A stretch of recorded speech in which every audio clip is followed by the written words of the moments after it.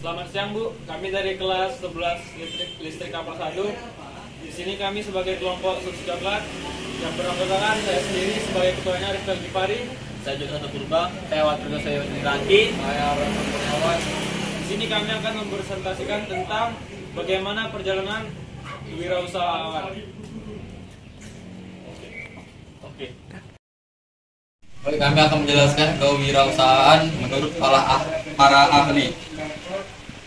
Pengertian kewirausahaan menurut Richard Hanson sebagai pekerja seorang pengusaha yang membeli barang pada harga tertentu kemudian menjualnya kembali tetapi dengan harga yang belum pasti. Definisi ini lebih mengarah bagaimana seseorang beresiko pada ketidakpastian.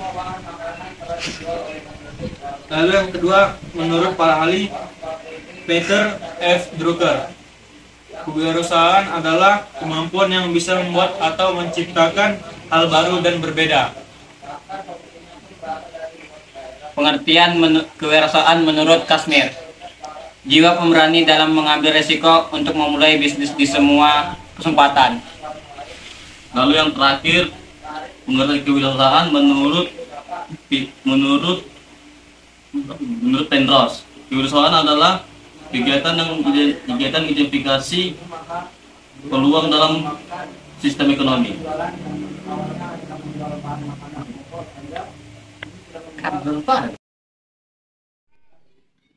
Sejarah perusahaan Coca-Cola.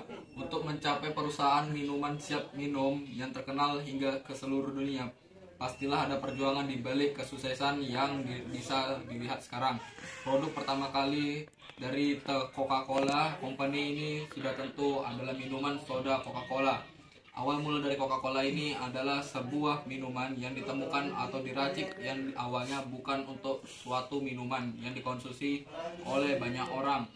Jadi Coca-Cola ini diracik oleh seorang apoteker bernama John Sid Pemberton yang tujuannya adalah menemukan obat sirup segar yang mengobati segala penyakit. Awalnya, perbuatan obat ini menggunakan campuran daun coca dan menambah efek kafein dari kacang cola. Sehingga John Sid menyebut obat ini dengan nama Coca-Cola karena pada dasarnya bahan dasar dari obat itu adalah kedua bahan itu. John Sid mulai menjualkan obatnya ini namun hanya laku beberapa saja. Namun sayangnya usaha yang John Sid lakukan untuk berjualan tidaklah laku karena pada saat itu terdapat kontroversi dengan penggunaan daun coca. Akhirnya John Sid menjual kepada Asa Grace Chandler yang merupakan teman apotekernya serta merangkap sebagai pengusahanya saja. Dari sanalah Grace Chandler mulai memodifikasi obat tersebut.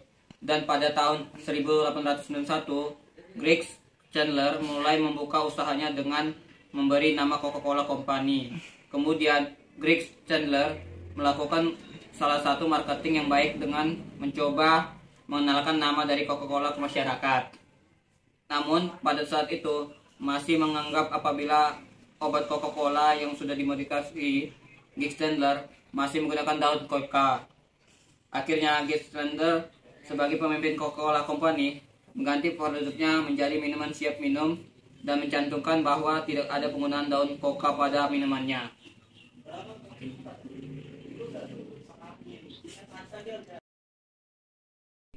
Selanjutnya, kami akan menjelaskan kesulitan yang dihadapi perusahaan Coca-Cola dalam menjalankan bisnisnya. Yang pertama adalah ketidakpercayaan masyarakat terhadap minuman Coca-Cola. Kepercayaan publik menjadi modal kuat bagi korporasi untuk bisa menjalankan bisnisnya. Coca-Cola dan Sinarmas adalah contoh perusahaan yang tengah menghadapi tantangan berat dalam membangun kepercayaan publik di tengah maraknya tudingan miring atas kerusakan lingkungan dan kesehatan yang ditimbulkan dari bisnisnya. Atul Singh, Direktur Coca-Cola Asia Pasifik, mengakui prospek bisnis minuman ringan di dunia tak secara dulu dengan munculnya kebijakan sejumlah negara yang memperketat penjualan minuman. Contohnya proyek anti obesitas di Inggris yang diyakini Singh bakal berdampak negatif terhadap bisnis Coca-Cola. Coca-Cola adalah penjualan minuman ringan terbesar di dunia. Tapi pada saat bersamaan, karyawan kami akan berkurang sekitar 2.000 orang pada tahun depan dengan adanya proyek anti Coca-Cola. jelas Singh dalam sesi diskusi World Economic Forum atau disebut WEF bertajuk Trust or Bust, Jakarta, Senin 2004.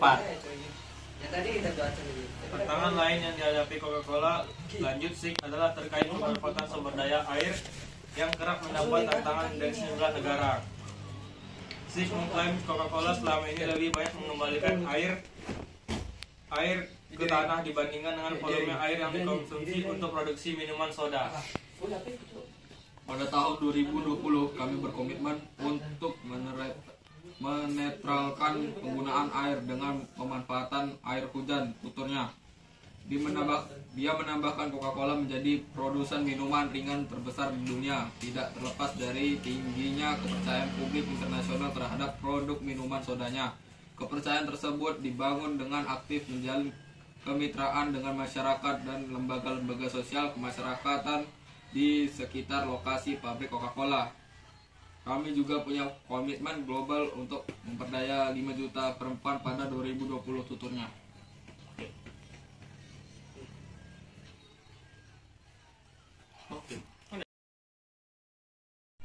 Selanjutnya kami akan menjelaskan omset yang didapatkan oleh perusahaan Coca-Cola. Coca-Cola, perusahaan minuman berkarbonasi, memproyeksikan penjualan secara global dapat naik sebesar 7% sampai 8% sepanjang tahun 2003 dibandingkan tahun sebelumnya. Proyeksi ini mempertimbangkan hasil positif yang diraih pada kuartal 1 tahun 2003. James Quincey, Chief Executive Officer atau CEO Coca-Cola, mengatakan proyeksi peningkatan juga terjadi pada kinerja saham perusahaan. Diperkirakan sepanjang tahun ini laba per saham meningkat sebesar 7% hingga 9%. Meskipun harga naik rata-rata 10% pada kuartal pertama, volume penjualan masih tumbuh sebesar 3% secara global. Hilangnya pasar Rusia diimbangi oleh pertumbuhan volume yang kuat di Cina dan India, kata James dilansir dari Retail Detail Kamis 27 bulan 4 2023. Menurutnya, kondisi berbeda terjadi di pasar Eropa, sebab di sana terjadi kenaikan lebih dari 20% lantaran disebabkan terkendalanya rantai pasok akibat perang. Adanya invasi dari Rusia ke Ukraina menyebabkan biaya transportasi dari bahan baku meroket. Kendati demikian, perusahaan tidak mengurangi penjualan di Eropa. Secara pendapatan, kata James, Coca-Cola meraih peningkatan 5% pada kuartal 1 tahun 2003. Tercatat perusahaan peraih hasil penjualan terbesar US $11 miliar.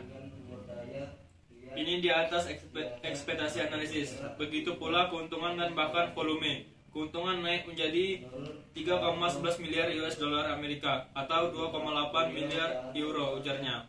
Sebelumnya, James menyebut ketidakpastian ekonomi yang masih menghantui kerasnya dunia sekarang menyebabkan terjadi kenaikan biaya produksi dan distribusi. Alhasil, harga jual Coca-Cola mengalami kenaikan sebesar 12%.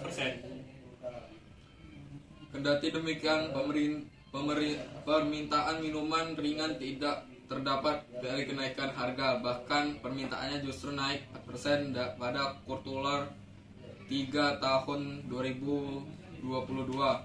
Coca-Cola bukan satu-satunya perusahaan multinasional makanan yang terus membuka hasil yang kuat meskipun inflasi tinggi. Rekan industri PepsiCo dan Nestle juga berhasil menaikkan harga kuartal terakhir tanpa dampak negatif pada volume penjualan.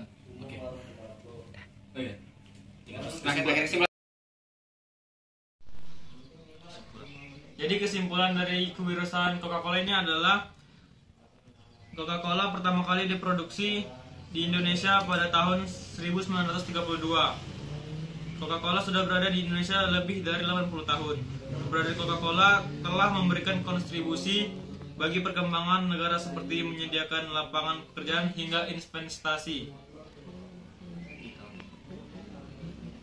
Di tahun 2016, Coca-Cola Amatil Indonesia berhasil memperkerjakan 12.000 orang karyawan di 8 pabrik pada pabrik pembotolan dan di lebih dari 200 pusat penjualan dan distribusi yang tersebar di seluruh Indonesia. Coca-Cola Amatir Indonesia atau disingkat CCAI ini merupakan mitra utama Coca-Cola, sistem dan bisnis investasi Australia terbesar di Indonesia, dan mulai beroperasi sejak tahun 1992. Coca-Cola merupakan perubahan multinasional terbesar di dunia.